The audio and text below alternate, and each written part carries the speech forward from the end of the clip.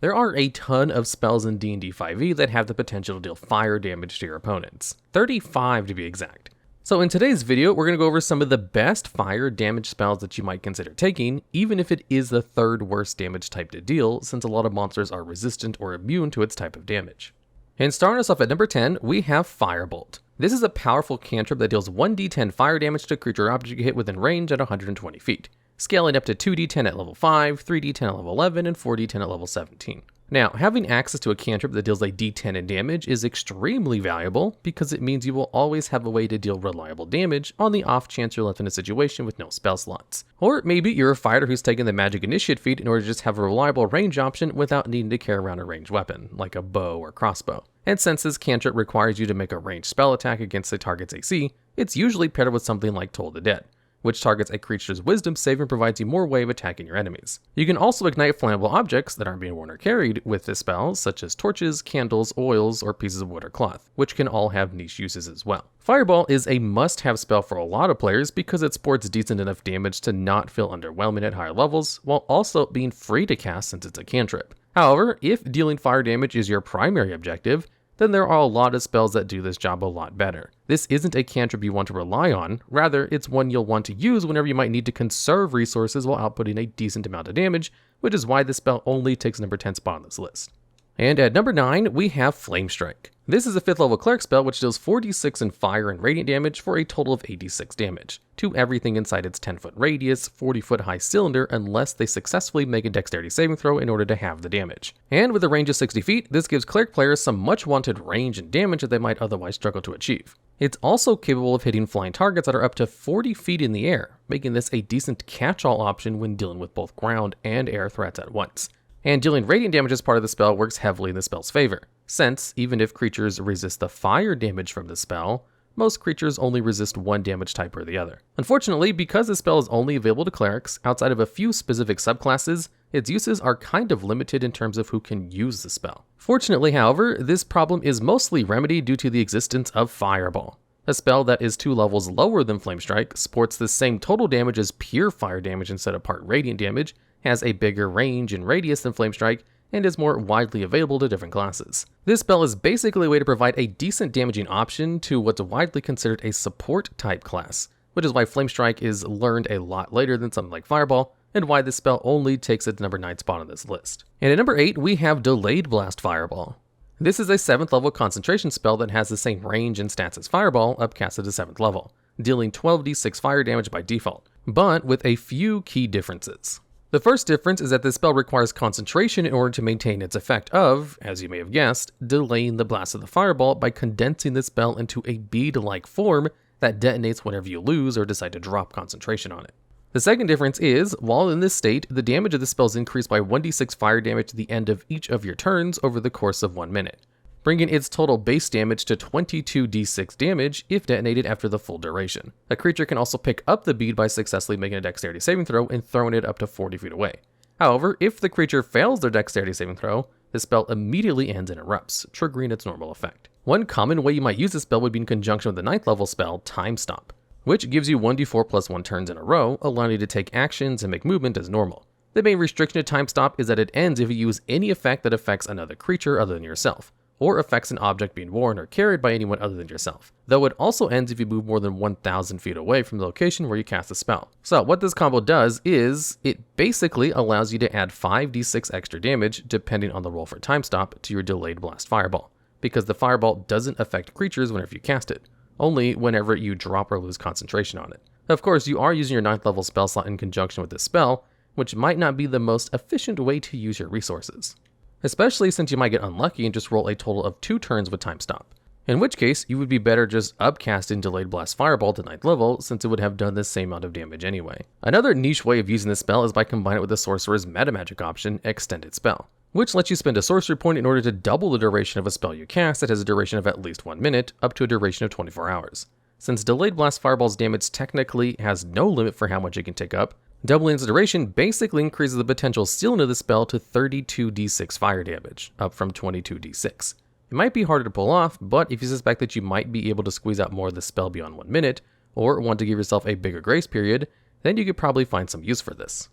And since the bead that's created can technically be picked up and thrown, you can have the fireball's damage build up over a few rounds. Then let your highest dexterity party member attempt to pick it up, then throw it at a group of enemies waiting to ambush you in another room. The obvious risk of this, however, is the fact that if they fail their dexterity saving throw, the bead blows up in your party's faces and you'll end up in a bad situation. For this reason, perhaps consider allowing the rogue with the evasion feature attempt this while the party remains at a safe distance, as evasion allows the rogue to only take half damage on a failed dexterity saving throw against spells and no damage on a successful one, giving them the highest chance to not be blown up instantly if things don't go your way. Also, because of the way concentration works in this game, you can cast a spell, wait until whoever's turn is next in the initiative order, then drop concentration as a free action in order to detonate the fireball for 13d6 damage, which is 1d6 more than a regular fireball upcasted to 7th level. So technically, this spell does more damage than fireball if used in this way. And since dropping concentration is a free action, you'll still be able to use a reaction for whatever you may need it for. The main reason this spell only makes number 8 on this list, however, is mainly because you learned this spell a bit late, level 13 to be exact. And at the end of the day, this spell is basically just fireball with a few niche ways to use it that don't really make or break the spell in any way. And being a 7th level spell that uses your concentration, there are plenty of better options you can use your concentration for, such as reverse gravity or draconic transformation. And if you just wanted to do damage with no gimmicks attached to it, you're probably better off upcasting fireball, since chances are you'll already know the spell in the first place. So unless you're planning on making some use out of the other effects of delayed blast fireball, you're probably better off opting for something with more utility instead, since the damage component is already covered with a normal fireball. And at number 7, we have Flaming Sphere. This is a 2nd level concentration spell that allows you to conjure a 5-foot diameter sphere of fire for up to 1 minute. As a bonus action, you can move the sphere up to 30 feet and ram it into creatures for 2d6 fire damage, or half on a successful dexterity saving throw. Creatures that end their turn within 5 feet of the sphere must also make a dex save against the same damage, making this spell a great crowd control option against creatures you generally don't want occupying certain spaces on the field. You can also move the sphere over barriers up to 5 feet tall and jump it across pits up to 10 feet wide, which grants the sphere a decent amount of mobility as well. You can also use this spell as a light source, as it sheds bright light in a 20-foot radius and dim light for additional 20 feet.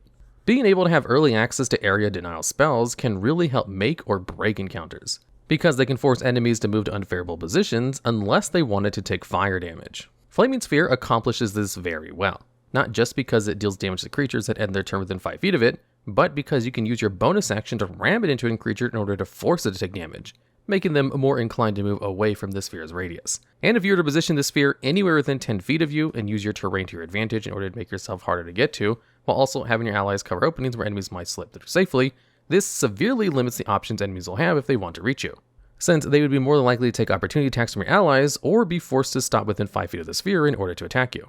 Since many creatures probably don't want to risk dealing with those types of odds, this spell may, more often than not, work as a deterrent against unwanted creatures trying to go to the backline. But if you want to use this sphere in a more offensive manner, you can move the sphere around the battlefield instead, forcing creatures out of cover as you slowly urge them towards your party members or away from favorable positions. But what makes this spell truly unique over the other spells which do similar things, like Moonbeam, is that, unlike Moonbeam, it only requires your bonus action to move around the battlefield, whereas Moonbeam requires you to use your main action. This is important because spellcasters don't always have their bonus action available, so having a spell that uses your bonus action to move around and deal damage makes it far less committal, since it allows for the caster to use other non-concentration spells in conjunction with Flaming Sphere, which is why this spell takes number 7 spot on this list. And at number 6, we have Wall of Fire. This is a 4th level concentration spell that can create a wall of fire within a range of 120 feet, whose dimensions are 20 feet high, 60 feet long, and 1 foot thick. Alternatively, you can make a ringed wall whose dimensions are 20 feet high, 1 foot thick, and 20 feet in diameter, making this spell pretty flexible in how you're able to use it. Moreover, when the wall appears, creatures within its area take 5d8 fire damage, or half as much on a successful dex save, which is a decent amount of upfront damage for a 4th level spell. In addition to that, you can select which side of the wall is safe and which will deal an extra 5d8 fire damage to creatures that end their turn within 10 feet of it. Creatures passing through the wall or ending its turn inside the wall must also take 5d8 fire damage. The damage of this spell is pretty decent. It's not terrible, nor is it the best you're going to get out of a 4th level spell. However, what it lacks for in power is made up for in its utility and versatility as a crowd control spell. While Flaming Sphere can be used to urge creatures in a particular direction or block off small sections of a map, Wall of Fire can basically cut the entire map in half, or protect your party at all sides if you shape it like a ring. Forcing your enemy to split up and section off key units or take considerable damage can be very powerful at times, especially if you find yourself in a tough encounter with multiple creatures. And with a height of 20 feet, ranged creatures won't be able to fire or cast spells that rely on sight onto your party, since the wall is opaque and obscures sight, Meanwhile, melee units that have been split from the party must now make their way around the wall or take the damage going through it, since even though they only take half damage in success, it still guarantees at least some damage on the board. Another way you can use the spell is by simply surrounding a group of enemies with a ring option, forcing them to stay within the fire or move through it. And since the wall lets you make the ring up to 20 feet in diameter, there's nothing stopping you from making the wall smaller and making the outside of the wall be the safe side, burning enemies inside it to a cinder unless they move out of it. The reason this spell is number 6 on this list is because it's a little bit more situational than the other spells on the list. Some encounters might not have enough enemies spread out enough to really make full use of the spell, and if you're looking to restrict the movements or displace enemies, there are much better spells that do the same thing. Spells like Entangle and Web are both very good for keeping multiple creatures restrained inside a 20-foot area, while allowing your party to fire at them from afar if needed, since being restrained means that your enemies will have disadvantage with their attack rolls, while your party gets to make their own attacks against the restrained creatures with advantage. Spike Growth is another fantastic option, as the area within a 20-foot radius counts as difficult terrain, effectively halving a creature's movement while inside of it, while also punishing them for moving within it, taking 2d4 piercing damage for every 5 feet they travel. So, similarly to Delayed Fireball, you might end up having spells available that work better and in more situations overall, which might reduce how often you would want to use Wall of Fire, since it would be easier to gain more value out of other crowd control spells instead. However, Wall of Fire does have the benefit of dealing both upfront damage, while also having the utility and versatility being able to manipulate the battlefield more in your favor, which still makes the spell worth considering regardless. And at number 5, we have Scorching Ray. This second level spell lets you create 3 rays of fire that you hurl at creatures within a range of 120 feet. You can either choose to target one creature or several, but in either case you make an attack roll for each ray, dealing 2d6 fire damage per ray for a grand total of 66 fire damage. For a second level spell, this deals really good damage. A total of 66 damage is enough to deal a significant chunk of damage against lower CR creatures, which is when you usually first learn this spell. And having 3 chances to hit is also a plus because it helps guarantee that at least some damage will occur when casting the spell, unless you get really unlucky. And while having the option to have the rays target different creatures, it's not that much of a benefit since you usually just want to focus down one creature at a time, unless the particular creature looks weak enough that it might go down with 1 or 2 rays. It's also worth noting that the damage scales really well in this spell, since it doesn't just gain a single hit die of damage that most spells do when they're upcasted to higher levels. Instead, you fire an additional ray, which technically means that you can potentially deal an extra 2d6 fire damage per level upcasted beyond 2nd level. Since this is one of the few spells in the game that lets you roll multiple attacks for individual damage, it makes a good spell to combine with spells like Hex or Spirit Shrouds, since they both add an additional 1d6 or 1d8 necrotic damage respectively to any attack rolls made. This means that if you manage to hit with all 3 rays and the creature attacking is affected with Hex, you would deal an extra 3d6 necrotic damage alongside 66 fire damage for a total of 9d6 damage. Unfortunately, in order to use Hex with Scorching Ray, you kind of need to jump through a couple of hoops since the spell is only available in the Wizard and Sorcerer spell list. However, Genie and Fiend Warlocks can learn Scorching Ray, while Aberrant Mind Sorcerers can learn Hex. There's also the Magic Initiate and Fey Touch feats which also allow you to learn Hex, so it's not the worst thing in the world to do, but probably not worth it depending on what you're looking for. While not as important, it's worth noting that Scorching Ray cannot be used with Twin Spell, the metamagic feature which allows sorcerers to cast a single target spell more than once against a target within range that's different from the first. This is because Scorching Ray has the potential to deal damage to more than one target, while Twin Spell specifically requires a spell that's only capable of targeting a single creature. The reason Scorching Ray takes number 5 spot on this list is because it's a second level spell that has a surprising amount of flexibility options with certain subclass features, most notably Warlock, that can make its damage go from good to great, but that's all it really does. And if we're looking at spells that only do damage, there are plenty more spells that deal fire damage better than Scorching Ray can. And at number 5, we have Firestorm. This is a 7th level spell that conjures up a fiery storm at a point you choose within range of 150 feet. In that area you choose, you create up to 10 10-foot cubes and arrange them however you wish. The only caveat is that each cube you make must touch an adjacent face of another cube. Creatures inside this area take 7d10 fire damage if they fail a dexterity saving throw, or half on a success. Basically, what this spell does is manipulate the area of effect the storm creates, shaping it into whatever form you need to hit creatures with it. And with each cube being 10 feet on all sides, this gives you a total of up to 400 foot of area coverage that you can have with the spell, if we also account for verticality. And the spell allows you to arrange the cubes however you want, so that you can make some pretty silly ways of covering large areas. For example, if your party members are surrounded by a large number of creatures, you can cast Firestorm and arrange the cubes in such a way that the storm engulfs only the enemies surrounding them, and then you might also extend it towards other enemies in the back, the archer on the roof, or whatever other targets might suit your fancy. A small thing, but one that's worth mentioning, is that because the cubes are required to touch, and the fact the spell specifically says the storm appears in a location you choose, this means you cannot have two separate firestorms happening at different parts of the map. You choose a location for the storm to take place and start connecting cubes around the space, ensuring that they all connect. The easiest way to put it would be, instead of Fireball exploding in a 20-foot radius sphere at a point you choose, perhaps you were, instead, able to manipulate the sphere in order to shape it to a much more favorable shape that could catch more enemies inside of it. This is effectively what you're doing with Firestorm. You create one area of effect, however big, tall, or as long as it needed to be. And while not as strong as Fireball upcasted to the same level, its utility and potential to shape the area of effect is honestly really good. But what keeps the spell from being any higher on this list is the fact that it's a 7th level spell, with no other utility other than its potential large area coverage. And because it doesn't persist like Wall of Fire does, you can't really use this as a form of area denial. You only really use the spell if you know you can hit more enemies with it than Fireball, since Fireball upcast at 7th level does more damage. Not to mention, Delayed Blast Fireball is also available at 7th level, along with a plethora of spells that are just more useful to take up most of the time. And at number 3, we have Heat Metal. This is a 2nd level concentration spell which allows you to choose a manufactured metal object and cause it to burn incredibly hot. A creature in contact with the heated object, a sword or piece of armor for example, takes 2d8 fire damage the first time you cast the spell. After that, you can use your bonus action on each of your turns after it in order to inflict the same damage again.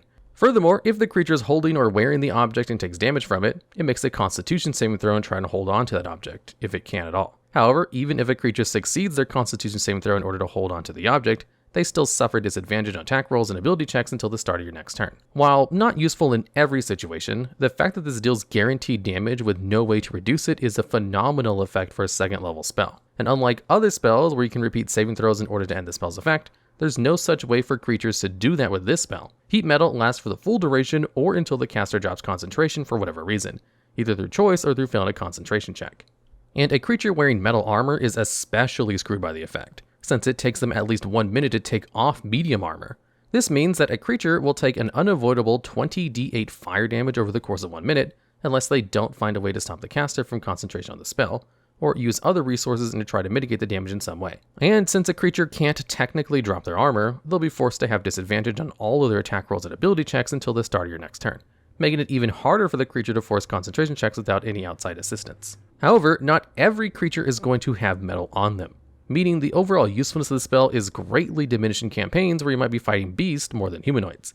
However, when this spell does become relevant, it can feel like the most powerful thing in the world, considering it does so much. Even if a creature is using a melee weapon, they can still be urged to drop it or take unavoidable fire damage, and a creature without its weapon is a creature without a reliable way of defending itself.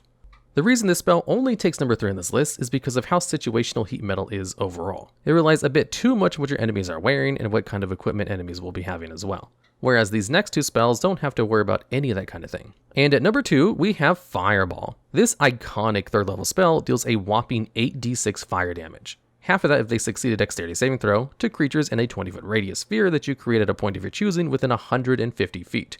In addition to that, the fire spreads around corners, making this spell tougher to avoid than other spells while also igniting flammable objects in the area that aren't being worn or carried. Now, for a 3rd level spell, Fireball deals a really strong amount of damage that's beaten out by very few spells until you gain access to 7th level spells, where things like Draconic Transformation, a spell where one of its key features allows you to basically deal Fireball damage as force damage as a bonus action, start becoming available. But a lot of times Fireball is just more generally useful because of how huge the radius is, and how easy it is to use the spell. Because, unlike all the other spells on this list so far, general ease of use along with a large capacity to deal damage tends to win you the game more often than trying to control your enemies with things like Flaming Sphere, or locking them down with things like Wall of Fire. Fireball is just immediate, on-demand damage that you can just throw out as soon as you reach level 5 as a spellcaster, and can instantly win a lot of encounters as a result. There are very few situations where a well-placed Fireball wouldn't work better than most other spells. Cone of Cold deals 1 more average point of damage than a Fireball upcasted to the same level can, and technically can cover more ground with it, but because it's on a Constitution saving throw, the worst stat to target in the game, it's usually more worth it to just use Fireball instead. The only exception, of course, is if you're going against enemies that resist or outright immune to fire damage, which a lot of creatures are. Then opting for something else tends to work better, as with most spells of the game. But as blasting spells with a huge radius and damage, this is one of the best spells you can take early on in the game if you really want to pop off, as it will likely remain relevant for most, if not all, of the campaign. And at number 1, we have Meteor Swarm.